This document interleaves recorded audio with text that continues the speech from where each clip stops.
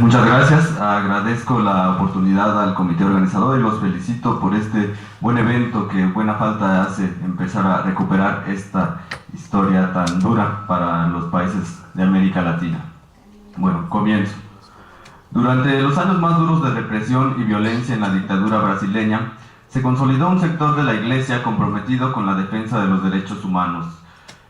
Ya desde los años 70 mismo, muchos analistas de la situación latinoamericana planteaban el caso particular brasileño en el que la Iglesia se había convertido en la única oposición realmente fuerte al régimen militar brasileño que había anulado todas las demás formas de oposición. La presente ponencia se enfoca en el caso de los dominicos, uno de los más importantes y radicales. Su experiencia representa la transformación que experimentó la Iglesia brasileña en el periodo de la dictadura y a través de ella explicaré este proceso. Los militares en el poder. El 1 de abril del 64, las Fuerzas Armadas dieron un golpe de Estado en contra del gobierno constitucional precedido por João Goulart. Los sectores más recalcitrantes y conservadores, así como los intereses de la gran burguesía brasileña, deseosa de abrir sectores de la economía nacional al capital extranjero, principalmente estadounidense, encontraron en la doctrina de seguridad nacional el aliado y el instrumento perfecto para llevar a cabo sus objetivos y cancelar la oposición política. Desde los primeros momentos del golpe militar se generalizó en Brasil una ola de represión dirigida contra aquellos que ellos denominaban agentes nocivos, comunistas en primer lugar, pero también sindicalistas, organizaciones obreras, sindicatos campesinos, periodistas, profesores y estudiantes, intelectuales de izquierda, militares nacionalistas fieles al gobierno legal y todos aquellos que se identificaran de alguna manera como oposición. Con base en esta mano dura, que consistía en detenciones injustificadas e ilegales, interrogatorios extrajudiciales, intervención de sindicatos y organizaciones sociales, atentados en contra de organizaciones políticas y sociales y una censura férrea de prensa, se recuperaron para ellos el orden y las buenas costumbres amenazados por la conspiración comunista internacional. Al cabo de estos 3 años, el gobierno de la revolución, como se identificaban los militares golpistas, decían que Brasil necesitaba una revolución para recuperar el orden y ellos fueron quienes llevaron a cabo la revolución en el 64. Gozaba de tranquilidad, misma que fue alterada en el convulsivo año de 1968. Durante este año, las organizaciones de izquierda lograron cierto resurgimiento. Entre ellas sobresalió Frente Ampla, una organización de oposición que recibió apoyo de diversos sectores y también del movimiento estudiantil. La agitación y las protestas en contra del régimen se apoderaron de las calles de las principales ciudades brasileñas. Además, a lo largo de ese año y el siguiente, la guerrilla consiguió sonados pero también efímeros éxitos, entre ellos el secuestro del embajador norteamericano a cambio de 15 presos políticos que fueron exiliados a México. Este incremento de la oposición política de izquierda fue el pretexto para que las Fuerzas Armadas se presentara lo que se ha denominado en la historiografía brasileña como el golpe al golpe. Las Fuerzas Armadas no eran homogéneas, había distintas facciones y entre ellas sobresale lo que se ha denominado en la historiografía como línea dura, la línea dura y la línea blanda. Bueno, en este momento, en el 68, se da el golpe al golpe, donde la línea dura golpea, por decirlo así, desplaza a la línea suave del gobierno y ellos acceden al poder. Esto tuvo consecuencias tremendas para los derechos humanos y la oposición que se reconfiguraba. Ante el incremento de la actividad política, el gobierno militar endureció la represión. Las Fuerzas Armadas apoyaron abiertamente grupos paramilitares que llevaron a cabo atentados, asesinatos y desapariciones forzadas. Algunos de los más notables fueron el Comando de Caça aos Comunistas, el Movimiento Anticomunista y la Unidade de Busca de Salvamentos de Aeronáutica. El 13 de septiembre se instituyó el Acto Institucional número 5. El gobierno militar utilizaba esta figura legaloide, el acto institucional, para pues implementar nuevas medidas represivas para la población. Así, el primer acto institucional fue la instauración de la Junta Militar. En 68 se instituyó el acto institucional número 5, que era el más represivo. Este instrumento decretó la suspensión temporal de las funciones del Congreso, anulaciones y abrogaciones de puestos políticos, suspendió el habeas corpus, reforzó la censura de prensa, suspendió diputados de asambleas estatales, canceló el federalismo, sobre todo en lo que se refiere a mandos policíacos y militares. Los cuerpos y prácticas represivas se fortalecieron, se creó el Departamento de Orden Público y Social y un montón de organismos represivos de inteligencia bajo la jurisdicción de las Fuerzas Armadas con supervisión directa de la CIA. En Sao Paulo se implantó la Operação Bandeirantes, que recibió recursos tanto del Estado como de empresarios y se utilizaron delincuentes comunes sacados de la cárcel para ejercer la represión. Además, actuaron organismos de escuadrones de la muerte y se crearon otros departamentos de inteligencia. Los años que van de la instauración de este acto institucional número 5, que es en diciembre del 68, hasta 1973, que es la salida del general Garrastazu Medici, son los años más duros de la represión. Cuando sale Garrastazu Medici, llega el general Geisel y él empieza a hablar de una transición paulatina a la democracia. Vamos a ver por qué se da. Esto nada más es el contexto histórico. El otro punto de la ponencia, que es la oposición que surgió a partir de la Iglesia, es lo que voy a explicar a continuación. El hecho de que la Iglesia se haya convertido en el bastión de la defensa de los derechos humanos se debió a que desde finales de la década de 1950 surgió lo que se conoce como izquierda católica. Aunque esta fue mermada por los ataques del Estado y la jerarquía eclesiástica a partir de 1964, cuando los militares se encumbraron en el poder y se extendió por todo el país la represión, fue la base para que se estableciera su postura comprometida con la defensa de los derechos humanos. Aunque minoritaria en número, esta izquierda católica jugó un papel fundamental en la configuración del ala progresista de la Iglesia Católica brasileña. Surgió en los círculos laicos que se agrupaban en torno a Acción Católica, principalmente en la Juventud Universitaria Católica. Esta organización, a finales de la década de 1950 e inicios de la siguiente, fue susceptible de las agitaciones políticas que se experimentaban en toda la sociedad brasileña de esos años. Así, participaron en los movimientos estudiantiles, entraron en contacto con activistas laicos de izquierda y comunistas y fueron influenciados por las preocupaciones de estos. Ocuparon un lugar muy importante como organización estudiantil y participaron activamente en la Unión Nacional de Estudiantes, donde había un gran número de militantes de izquierda. La mayoría de historiadores plantean que fue tan importante esta izquierda católica que constituyó una fuerza de izquierda muy importante, tal vez la tercera en número y en importancia en Brasil, después del Partido Comunista y una escisión del Partido Comunista, que era el Partido Comunista de Brasil, de tinte maoísta. Otro punto álgido de esta izquierda católica es lo que se conoce como el Movimiento de Educación de Base, el MEB. Fue un proyecto de alfabetización que lanzó el gobierno de Jânio Quadros en 1961, que estaba basado sobre todo en los métodos pedagógicos de Freire, de la concientización de los pobres como agentes mismos de su liberación a través de su educación. Y en este movimiento de educación de base, un montón de laicos católicos, pero también de curas, participaron en ella. Aunque minoritarios, estos sectores de la izquierda católica realizaron un trabajo mayúsculo en la configuración de una nueva visión de la Iglesia.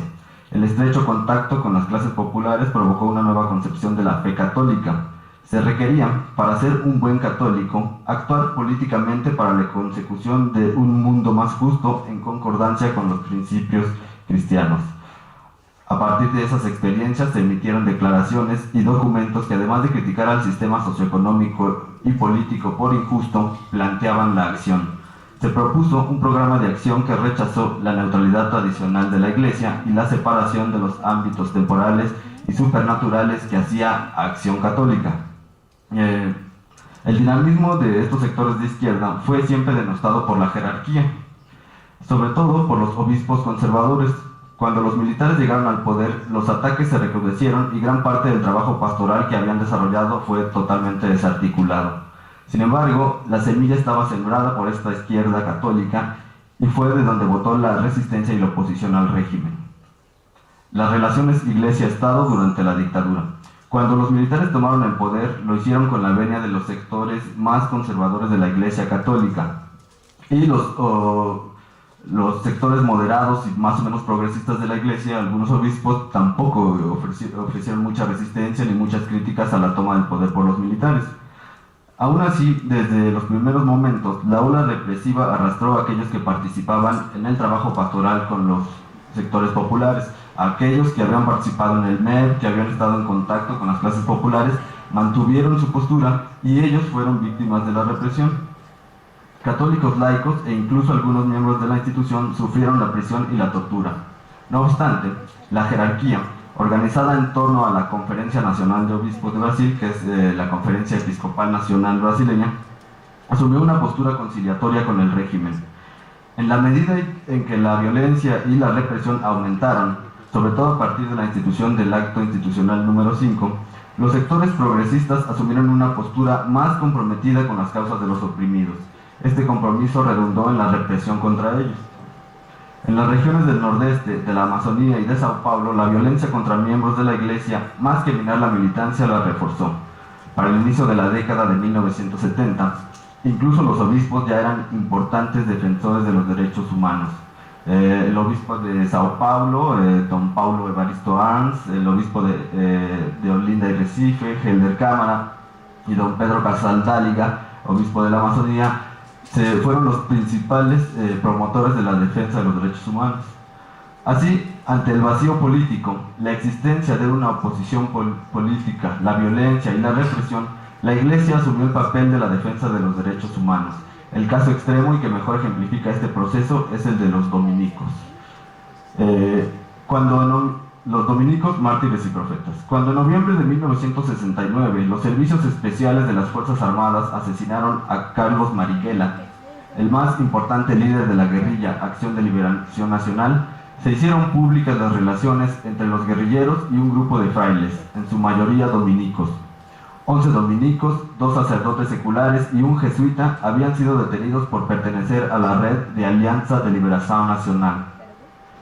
Su apoyo a los combatientes había consistido en ayudarlos a esconderse, a realizar sus operaciones y a abandonar el país cruzando clandestinamente la frontera sur.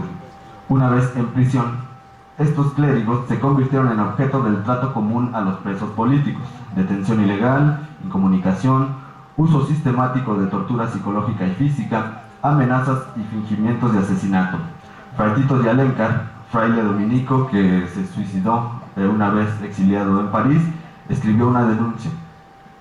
Fui llevado al presidio Tiradentes por la Operación Banderanchi el 19 de febrero de 1970, martes a las 14 horas. Las torturas empezaron en el camino, culatazos en la cabeza y en el cuello, al mismo tiempo que me apuntaban con sus revólveres. Colgado desnudo, con manos y pies atados, recibí choques eléctricos de pila seca en los tendones de los pies y la cabeza.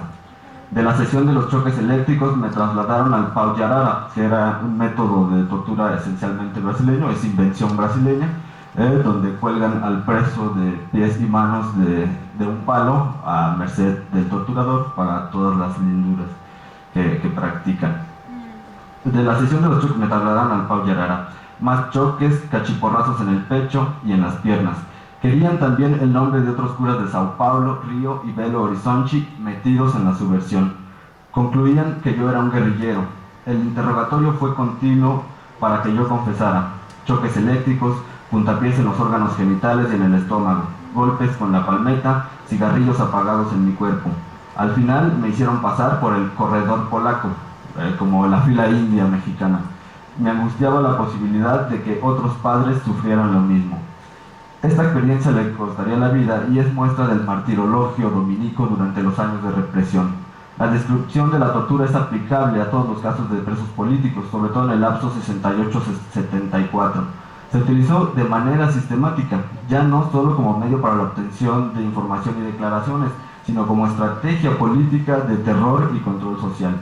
Sin embargo, ante la extensión del uso de la tortura hacia los miembros de la Iglesia, esta asumió una postura de compromiso en la defensa de los derechos humanos, la cual también ya era anunciada por Fray Tito de Alencar en la misma declaración. La esperanza de estos presos está depositada en la Iglesia, única institución brasileña fuera del control del Estado militar. Su misión es promover la defensa de la dignidad humana. Es hora de que nuestros obispos digan basta a las torturas e injusticias promovidas por el régimen antes que sea tarde. La Iglesia no puede estar ausente. Si la Iglesia no manifiesta contra esta situación, ¿quién lo hará? Hago este llamamiento y esta denuncia buscando evitar mañana la triste noticia de una muerte más bajo la tortura. Frei Beto, otro dominico, escribió: fui preso en Porto Alegre el día 9 de noviembre. Estudiante de teología en San Leopoldo, mi actuación revolucionaria consistía principalmente en facilitar la fuga por las fronteras de Brasil con Uruguay y Argentina de perseguidos políticos. Transferido para Sao Paulo, me reuní con otros padres encarcelados.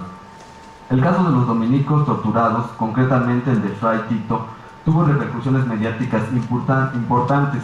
Descubrió ante los ojos de la jerarquía católica la existencia de la tortura en las cárceles brasileñas para los presos políticos, incluyendo a los miembros de la institución. Aunque algunos jerarcas mantuvieron una postura acorde a los intereses del gobierno militar, otros, los más progresistas, emprendieron una campaña de denuncia sobre lo acontecido en Brasil. Ejemplos notables son los de los obispos que ya les mencionaba, don Helder Cámara y don Paulo Evaristo Arns, quienes asumieron la defensa de los presos. Un dominico preso escribió: lo que nos consoló, y a mí en particular, eran las visitas de don Paulo. Don Paulo nunca fue un demagogo. Él no decía cosas dulces. Él nos consolaba en el sentido tradicional del término. Él estaba ahí, él nos escuchaba y él tomaba también actitudes públicas. La continua represión de agentes de pastoral laicos, sacerdotes, monjas e incluso obispos motivó una abierta militancia de la Iglesia como defensores de los derechos humanos. Esta situación era capaz de unir a los distintos sectores de la Iglesia en torno al problema. A diferencia de otros asuntos, la Iglesia estaba muy dividida, sobre todo en referencia al trabajo pastoral que tenían que hacer. Pero la situación de la tortura unió a sectores de la Iglesia, incluso conservadores, porque veían una clara amenaza a la Iglesia como institución. Esto es un asunto muy importante y que derivó directamente de la tortura de muchos presos católicos. Al contrario de lo pretendido por la dictadura, la represión contra la Iglesia, más que limitar la actuación de sus sectores progresistas, fortaleció la solidaridad de los sectores moderados e incluso conservadores. La efectividad de los métodos represivos del régimen había logrado anular cualquier otra posición política o civil. En ese contexto, los sectores progresistas de la Iglesia Católica, a través de la promoción de la justicia y el respeto a los derechos humanos, se vincularon con las luchas sociales y la institución romana se convirtió en la única y más importante oposición a la dictadura. A partir de estos movimientos se desarrolló una importante actividad pastoral, social, basada en las comunidades eclesiales de base. De estos sectores surgieron los movimientos sociales más activos que impulsaron la transición democrática en Brasil. La transformación de la Iglesia brasileña se puede comprender a través del caso más extremo, el de los dominicos. El grupo apresado por sus vínculos con la Alianza de Liberación Nacional ejemplifica este proceso.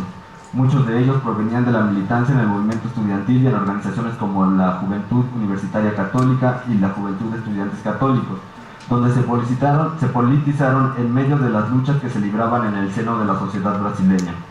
En el clero regular, concretamente entre los dominicos, tenían mayor difusión las concepciones teológicas más vanguardistas que después serían sistematizadas y legitimadas como parte de la Iglesia por el Concilio Vaticano II y la CELAM de Medellín. Ellas ponían en el centro de sus preocupaciones la justicia para los más pobres. La represión durante la dictadura, la tortura y el asesinato terminaron por hacer evidente la necesidad de una nueva concepción de la fe y del papel de la Iglesia en la sociedad. Al ser la única institución con capacidad de acción al margen de las directrices del gobierno militar, ella debía convertirse en la defensora de los oprimidos y de sus derechos más elementales. Así, del martirio que sufrieron los miembros de la Iglesia, surgió una nueva Iglesia comprometida con una misión más terrenal que ya habían planteado los dominicos. Cuando Frei Beto regresó del exilio, convertido en uno de los principales representantes de la teología de la liberación, apoyó movimientos sociales que se guiaron bajo estos principios, mismos que los dominicos habían profetizado y demandado durante los años más duros de la represión. Muchas gracias.